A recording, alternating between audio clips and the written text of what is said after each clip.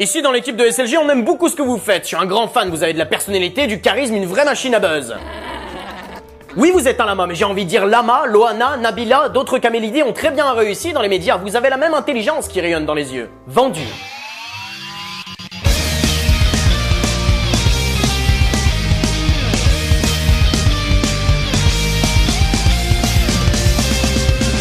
Salut à tous et bienvenue dans SLG, quoi de neuf sur la toile. La première vidéo n'est pas claire, alors je vous fais un rapide topo. C'est l'histoire de cette gamine habitant au Brésil à qui on offre une tablette numérique pour son anniversaire.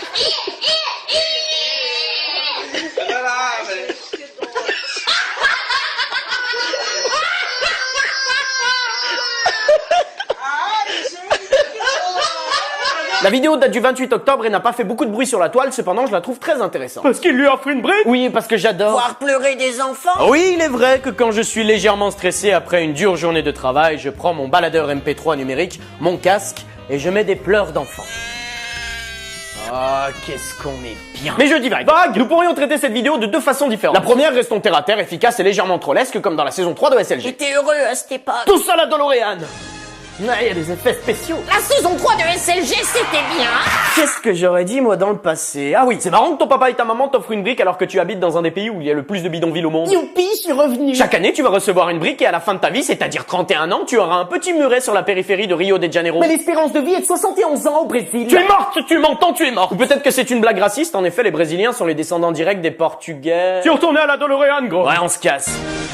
La deuxième façon de traiter la vidéo réside dans l'appréciation de celle-ci. Quand on compare les pouces rouges et les pouces verts, on arrive presque à une égalité. Pourquoi? Saison 4, c'est chiant, envoyez des lamas. Il a raison, mec. Soit le public s'offusque parce qu'on fait du mal à la petite fille. Il veut juste son cadavre. Soit comme moi, le public met un pouce vert pour cette vidéo criante de vérité. Car regardez bien, l'être humain en question de sexe féminin ne dispose pas encore des attributs mammaires que lui offre la nature. Alors j'ai tapé boobs sur internet et là forcément je me suis masturbé. Ouais, des boobs. Puis une fois l'hypothalamus apaisé, j'ai fait une autre recherche Google sein puberté et là j'ai appris qu'il grandissait vers 10 ans. Ah ouais, j'ai pas de boobs, excuse-moi de pas tout connaître. Les seins. C'est une arme de destruction massive de conscience, c'est tout ce que je sais. La mamelle de la vie recèle un grand pouvoir en son sein, je digresse. La fillette n'a donc pas atteint la puberté malgré les OGM qui envahissent le Brésil, donc elle a au bas mot 8 ans et son désir qui se transforme en caprice se porte sur une tablette numérique. D'habitude, au Brésil, les enfants portent leur désir sur des hommes matures venus pratiquer une certaine forme de tourisme. Ah, c'est dégueulasse. Bon, dis-moi, jeune fille, qu'est-ce que tu vas faire de cette tablette? Je te vois d'ici prenant ton jet privé pour un rendez-vous d'affaires important à l'autre bout du globe, te plongeant dans la rubrique économique de ton journal préféré et dévorant le dernier ouvrage d'un prix Goncourt quelconque. C'est vrai, gros? Bah non, mais elle va juste jouer à Candy Crush et Angry Birds. Filez-lui 3-4 Haribo et un piaf qui s'est mangé une vitre en pleine gueule et ce sera Noël avant l'heure. Offrez-lui une licorne. Certes, l'action se passe au Brésil, mais pensez-vous que nos sociétés occidentales aient échappé à la surconsommation de technologie dès l'enfance? Mais on s'en fout, il nous faut plus de lamas. Étant arrivé au point où dès le jeune âge, ceux-ci ont parfaitement assimilé que le consumérisme prouve un certain statut social. Bite couille chat, on perd de l'audience, les mecs. Prenons un exemple. Tiens, file-moi ton numéro. Oh, il est super sympa ton téléphone. Ouais, merci, je l'aime bien. Entre les lignes, on peut lire ça. Je sais même pas pourquoi je te demande ton numéro de téléphone, pauvre merde. Tu fais quoi dans la vie? Tu gagnes quoi? Tu viens d'où? Bah, au pire, je t'encule. Mais revenons à la fillette, le pire n'est pas sa déception chargée de larmes. Mais l'agressivité qu'elle dégage en fin de vidéo, elle jette même la brique avec ses petits bras sur la personne filmant la scène. On dirait la bande-annonce de 28 mois plus tard.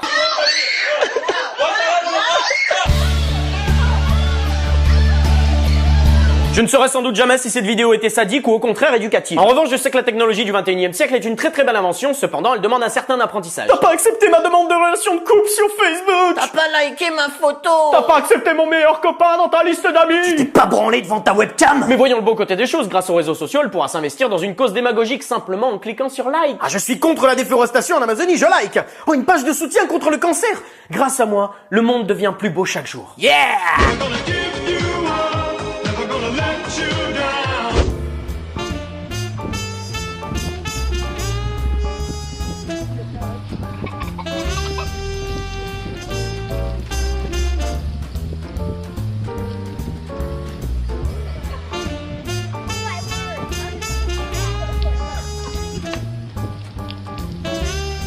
Cette vidéo se fait appeler l'homme fontaine. Trop facile. Elle est sortie en 2009 sur la toile mais n'a jamais vraiment été virale, seulement 100 000 vues au niveau mondial, ce qui est pas énorme. Tu veux voir un truc énorme? Trop facile. Arrêtez de vous chamailler. L'homme de la vidéo vient du Libéria, un pays d'Afrique situé à l'ouest du continent, disposant d'une population de 4 millions d'habitants. Wikipédia est ton ami. Ce mec m'intrigue au plus haut point, j'aurais plein de questions à lui poser. Pourquoi le monsieur il est tout noir? Ah, excusez-le, il est apeuré et ignorant, un peu comme l'électorat de Brignoles. Oh oh. Étant donné la rareté et le coût de l'eau en Afrique, pourquoi ne pas utiliser du Coca-Cola? C'est moins cher. Ça doit remonter dans le nez et faire des bobos. Ils sont sympas ces ricains, tu peux mourir de soif mais ton taux de sucre est difforme. Forme. Arrête ça. Plus sérieusement, anatomiquement parlant, je pense que cet homme arrive à régurgiter le contenu de son estomac. L'eau sortant de sa bouche doit être chargée de bile et de suc gastrique et il l'utilise pour se laver les dents et les pieds. Lave-moi le torse. Poussons le vis jusqu'au bout, il pourrait faire fondre le visage d'un homme en lui vomissant dessus en continu pendant 4 jours. Si ça c'est pas ce qu'on appelle un super pouvoir, appelez la Ligue. Je suis Dodoman, ma fumée va te faire dormir à jamais.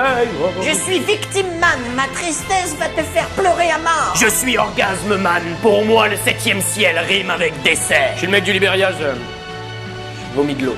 Quand les ennemis de la justice envahissent le monde, nous répondons à l'appel. Quand un enfant pleure parce qu'il n'a pas eu sa tablette, nous intervenons. Quand un amant se fait kidnapper par l'ivresse de la jeunesse, nous sommes là. Nous sommes la Ligue des justiciers. Mais il est tout pourri son pouvoir, gros. Bah oui, il est noir. Mais c'est raciste. Non, c'est une tradition. Bon, à ce moment-là du film, le héros va combattre le méchant final pour sauver l'héroïne. Douglas, on a un problème. Oui, la main. Le noir est encore en vie. J'ai une idée. Mettons-le face au super méchant. Il essaye de le combattre, mais il perd courageusement. C'est cliché. Ok, mettons-le face au super méchant qui s'est démultiplié par 10 et il perd courageusement. Là, on envoie les violons et il dit dans un accent caricatural de sidekick des années 80 « Oh merde, tu m'as tué, mec !» Yeah. Pourquoi c'est toujours les mêmes qui meurent? Va chercher une bouteille à la cave, toi. Ok. Mathieu, j'ai super peur dans cette cave. C'est que ça. J'ai entendu le bruit. Mathieu, j'ai vraiment peur.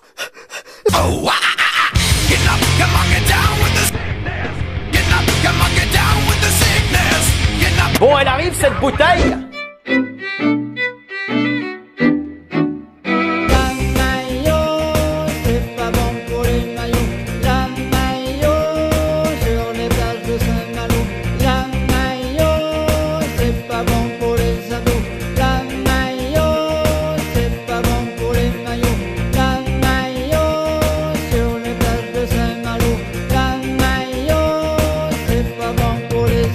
Ce clip vidéo signé Jonathan Goodyear a été mis en ligne le 19 avril 2013 et vous aurez compris que ça parle de... Mayonnaise. L'humour du clip réside entre le quiproquo de la mayonnaise et du maillot de bain. LOL.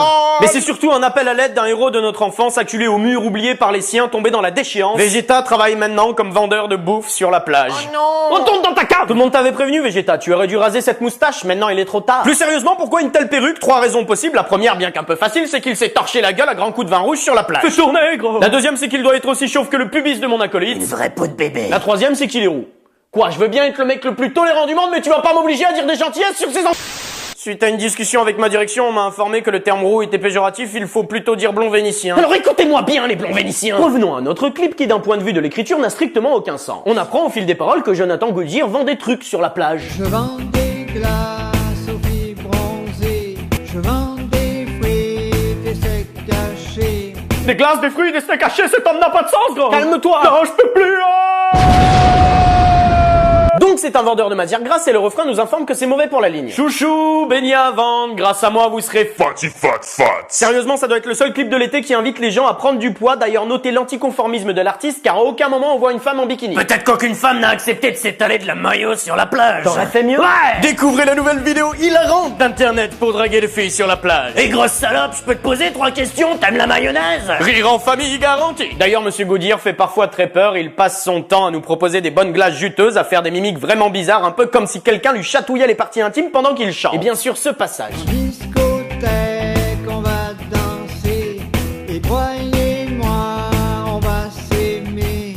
Car c'est l'été à Saint-Tropez. Mathieu, l'alerte nounours est passée en niveau 3. Fais attention. Vous voyez, ça c'est un truc typique des tubes de l'été. Il y a des rencontres, des amours ensoleillés et de la bonne humeur. Mais pourtant, c'est la même chose qu'à domicile. Tu vas picoler toute la soirée en essayant de trouver une fille sympa. Elle va te jeter parce que tu commences à te vomir dessus. Rajouter simplement du soleil et la plage et bienvenue en vacances.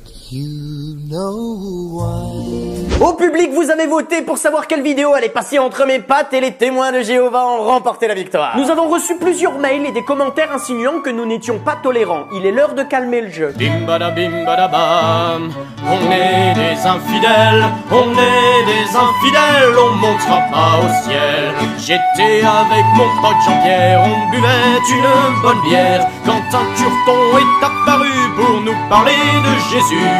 Il paraît que c'est la fin du monde, pendant qu'on sirote notre blonde. Tu veux sauver mon âme gamin, c'est gentil mais trace ton chemin, parce que bim bada bam, on est des des infidèles, on est des infidèles, on montera pas au ciel. Ils voulaient me parler d'un livre, qui allait me dicter comment vivre. Je suis très heureux comme ça, ton paradis nous intéresse pas. On s'amuse bien dans notre coin, avec l'alcool et les copains. Pourquoi vouloir nous changer et rentrer dans notre vie privée? Parce que bim badabam, on est des infidèles, on est des infidèles, on montera pas au ciel. Allez, c'est le jeu, c'est terminé pour aujourd'hui. N'oubliez pas que vous pouvez découvrir le lien pour les votes dans la description de la vidéo, s'abonner, l'ancien épisode, un lama peut-être. Bon, quant à moi, c'était Mathieu Sommet en direct de la toile, pour vous servir.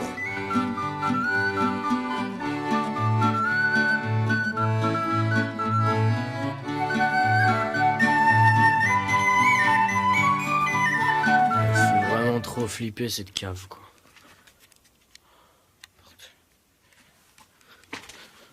C'est une vraie cave, oui.